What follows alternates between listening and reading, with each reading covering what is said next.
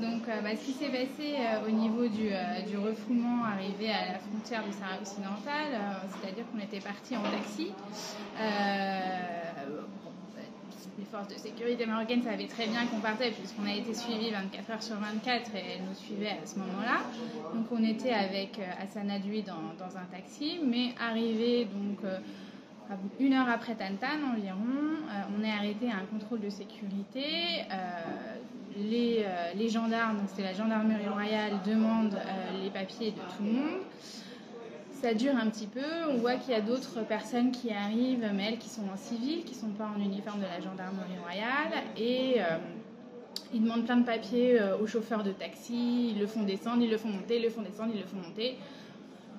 Ça dure, et puis au bout d'un moment, ils viennent rendre les papiers de tous ceux qui étaient dans le taxi, sauf mon passeport, et après une personne en civil, on ne sait jamais les gendarmes en uniforme qui m'ont parlé, une personne en civil me demande de descendre, prend ma valise dans le coffre et me dit votre voyage est redirigé vers le nord. Voilà, c'est l'expression qui a été utilisée.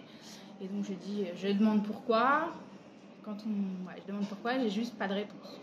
Je dis que non, moi je veux aller à l'Aïoun, il n'y a aucune raison que je puisse pas aller à l'Aïoun. Et on me dit, voilà cette phrase, vous êtes redirigé vers le nord, votre voyage est redirigé vers le nord. Et je dis, je comprends pas, qui a pris la décision, qui êtes-vous, est-ce que vous avez des documents, c'est quand même très étonnant, vous n'avez pas d'uniforme, etc. Et donc quand je pose ce genre de questions, j'ai juste aucune réponse. La seule réponse que j'ai, c'est votre voyage est redirigé vers le nord. Donc on m'empêche de dire au revoir à Hassana qui lui, normalement on m'a écarté du taxi qu'on a pris, et Hassana est donc en dehors du taxi, mais entouré par 3 personnes qui l'empêchent de bouger.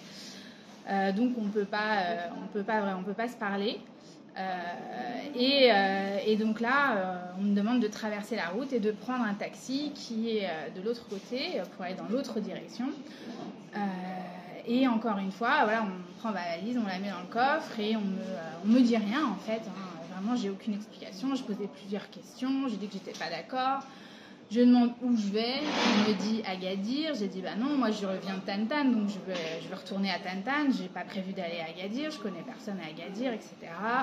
Pas de réponse. Je dis écoutez, dans ce cas, au moins aller à Galmim. Agadir, ça paraît loin, etc. Voilà, sur ce genre de questions, j'ai aucune réponse et donc on me pousse. Alors, on me contient en quelque sorte pour monter dans ce taxi avec un chauffeur de taxi. Et en fait, alors je me retourne à un moment, le taxi que j'avais pris pour aller à l'Aïoun, lui, il est déjà reparti. Et donc voilà, on me met dans ce taxi et puis j'ai pas le choix, mais personne ne monte avec moi non plus. Et donc je me retrouve avec ce chauffeur de taxi tout seul dans le taxi pour faire au final 8 heures de route jusqu'à Agadir. C'était interminable. Un chauffeur qui parlait pas du tout français. Et puis alors là par contre on a passé tous les contrôles de sécurité la main dans la poche, quoi. C'est-à-dire qu'on n'était plus arrêtés, alors que pour aller à Tantan on a eu beaucoup de contrôles de sécurité. À chaque fois on m'a demandé mon passeport. La police est descendue du bus, on était parti en bus vers Tantan, ça prenait du temps, etc.